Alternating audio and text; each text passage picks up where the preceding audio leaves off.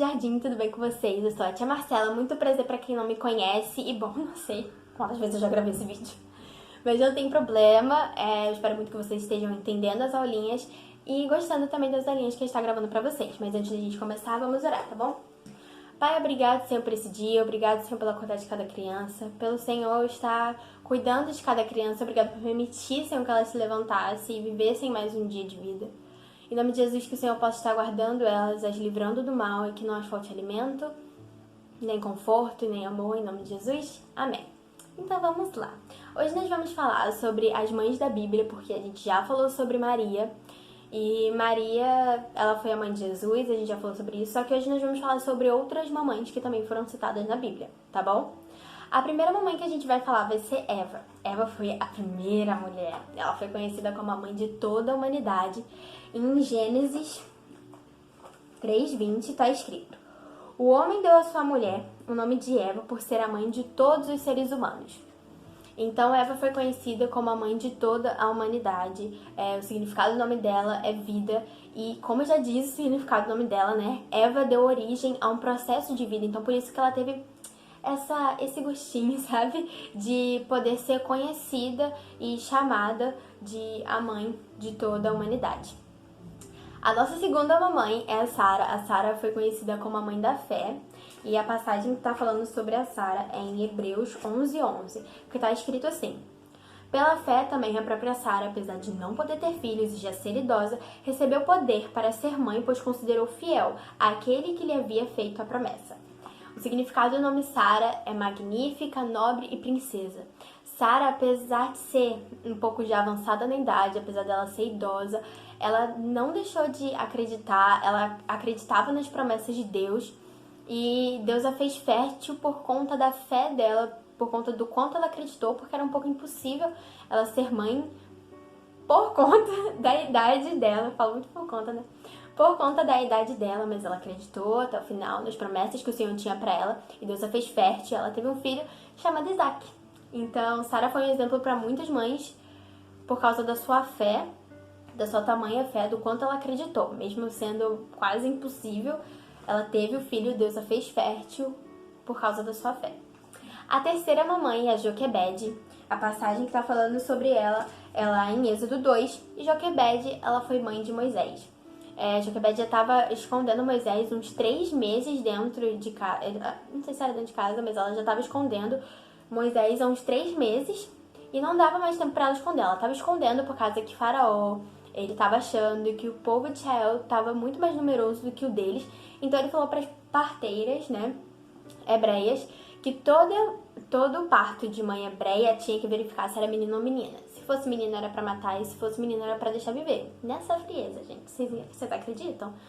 Então ela teve que esconder o seu filho porque ela não queria perder o seu filho. Então ela lutou pra ter ele. Então ela botou ele num cesto, porque não dava mais tempo pra ela esconder ele. Ela já estava escondendo ele por 3 meses. Ela fez um cesto, colocou ele no cesto e botou ele no rio. Então Joquebede pediu pra irmã de Moisés vigiar pra ver o que ia dar. Então a filha de Faraó desceu pra se banhar eu ia falar na banheira. Pra se banhar no rio. É porque rima, banhar na banheira. Tá, pra se banhar no rio. E aí ela viu Moisés lá dentro do cesto e ela percebeu que ele era um menino e que era hebreu. Então a irmã de Moisés já aproveitou nessa hora, já entrou e já perguntou se ela queria uma ama de criação. Porque Joquebede foi conhecida como a mãe, ama de criação do seu próprio filho. Eu tinha esquecido de falar. E ela foi conhecida assim. Por quê? Porque calma aí, deixa eu achar um jeito melhor de explicar. Quando a filha de Faraó encontrou Moisés lá, ela teve Moisés no rio, ela teve compaixão por ele. Então a irmã de Moisés, ela aproveitou para perguntar se ela precisava de alguma ama de criação para poder amamentar, para poder cuidar de Moisés. Então ela aceitou, foi buscar Joquebede e Joquebede chegou e aí ela pediu para Joquebede amamentá-lo, para cuidar dele, porque a filha de Faraó ela não tinha gerado nenhum filho, né? Acredito eu. Por isso que ela também pediu para amamentar a criança. Então, por isso que ela foi conhecida como ama de criação do seu próprio filho, porque ela criou o seu próprio filho sem o filho de Faraó saber e sem ninguém saber, só a irmã de Moisés mesmo. E aí, o significado de Joquebede é Javé é a glória. É o único que eu não consigo lembrar, gente. Sério mesmo. Javé é a glória. E esse foi todo esse significado do porquê que ela foi conhecida como ama de criação. A nossa quarta mamãe é a Ana. A Ana ela foi conhecida como a mãe suplicante. E o significado de Ana é graça. E a passagem que a gente vai olhar é 1 Samuel 1, do 10 ao 18. Também é grande, então eu não vou ler. É um pouquinho grande. Mas Ana ela não podia ter filhos, ela era estéril. Infelizmente ela era estéril, mas Deus ouviu as súplicas dela, né? Porque Ana, ela passou aí no templo e ela chorava e ela clamava ao Senhor pedindo um filho. E Deus ouviu as súplicas dela e atendeu a esse pedido e deu a ela um filho. E o filho dela se tornou um dos maiores sacerdotes, profetas de todo o Antigo Testamento. A quinta mamãe é a Rispa, ela foi conhecida como a mãe modelo. A passagem está em 2 Samuel 21, do 8 a 14, né? Isso. A Rispa, ela era uma mãe muito amorosa, ela era uma mulher virtuosa e ela entendeu realmente o significado do que era ser mãe. Ela não abandonou seus filhos em nenhum momento, ela estava ali com eles mesmo depois deles terem morrido, ela não abandonou eles mesmo eles morrendo. E ela sempre estava ali de dia e de noite, vigiando para que as aves não devorassem os corpos dos seus filhos.